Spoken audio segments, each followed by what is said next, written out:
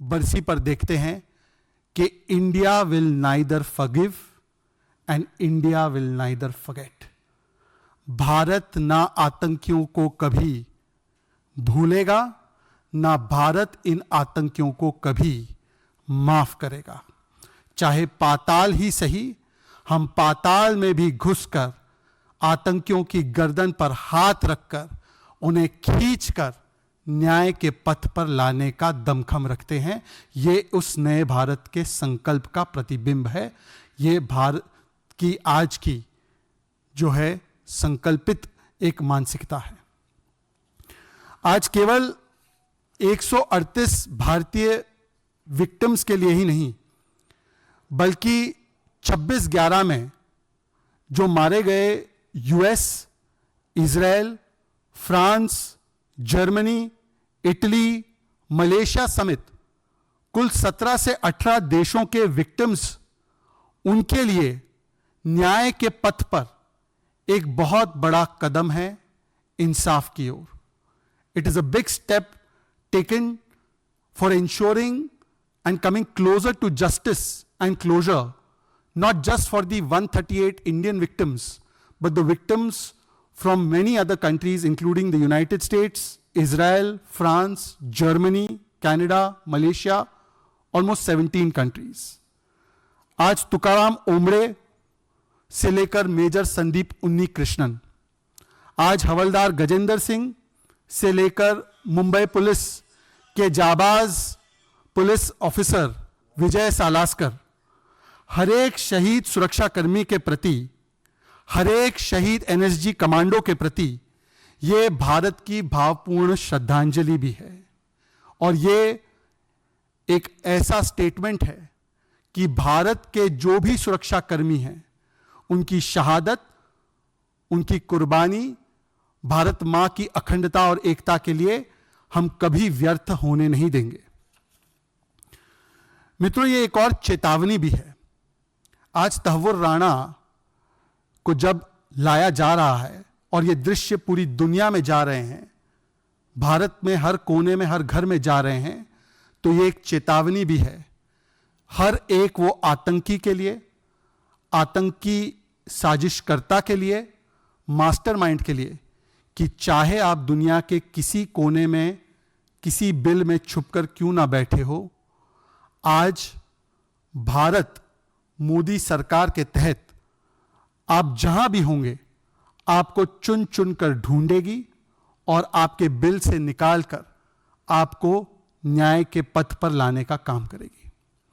मित्रों, पिछले 10 वर्षों में आतंक और आतंकवाद के प्रति हमारा एक सी चेंज हुआ है एटीट्यूड में, और आज का जो एक्सट्रेडिशन है वो उसी का दरअसल एक सिम्टम है, एक प्रतिबिंब है, जो 10 वर्षों में आतंक और आतंकवाद के प्रति एक चेंज्ड माइंडसेट और एक चेंज्ड एटीट्यूड है। आपको याद होगा, इससे पहले 2004 से 14 के बीच में खासकर ऐसा कोई महीना नहीं होता था जहां पर भारत के किसी बड़े शहर में कोई बड़ा आतंकी हमला ना हुआ हो। आपको याद होगा 2005 में दिल्ली, 2006 में वाराणसी, 2007 में लखनऊ, 2008 में जयपुर, बेंगलुरु, अहमदाबाद, दिल्ली, मुंबई, अगरतला, रामपुर, 2009-10 में असम और पुणे, 2011 में दिल्ली, 2013 में हैदराबाद, बेंगलुरु, बोधगया, अलग अलग जगहों पर और बड़े बड़े शहरों पर आतंकी हमले जैसे नॉर्मलाइज हो गए थे।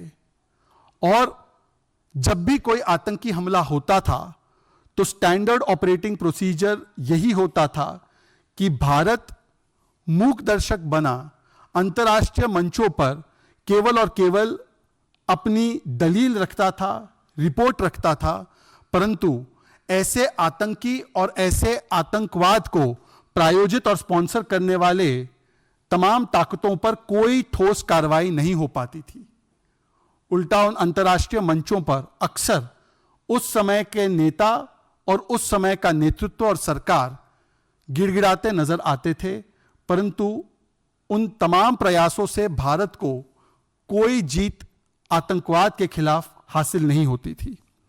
पर आज हम देख सकते हैं कि जहां पर हर वर्ष 700 से अधिक नागरिक मारे जाते थे प्रतिवर्ष आतंकी हमलों में, आज ऐसे बड़े आतंकी हमले हमारे बड़े शहरों में लगभग रुक चुके हैं, थम चुके हैं। पहले वोट बैंक के नाम पर आतंकवाद के प्रति एक सॉफ्ट कॉर्नर भी अपनाया जाता था और सॉफ्ट अप्रोच भी अपनाया जाता था। तराजू में तोला जाता था कि यदि आतंकवाद के प्रति कड़ा प्रहार किया गया, कड़ी कार्रवाई की गई, तो इससे कोई वोट बैंक में असर तो नहीं पड़ेगा।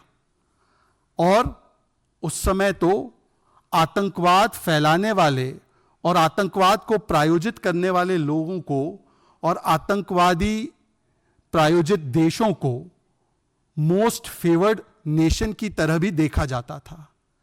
MFN, most favoured nation status दिया जाता था।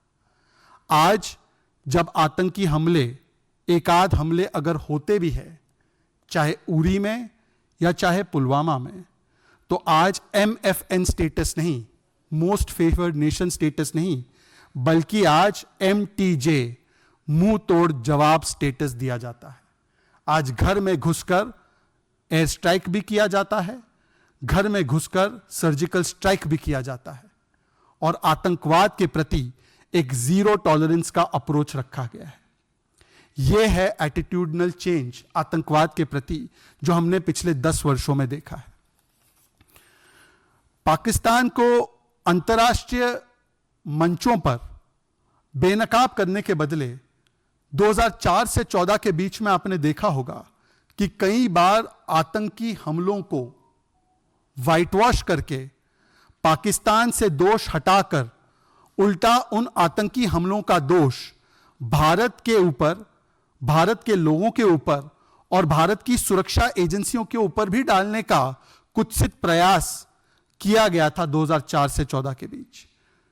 चाहे वो समझौता ब्लास्ट हो या चाहे मुंबई का आतंकी हमला ही क्यों ना हो, जिसे कहा गया कि ये आरएसएस की साजिश है।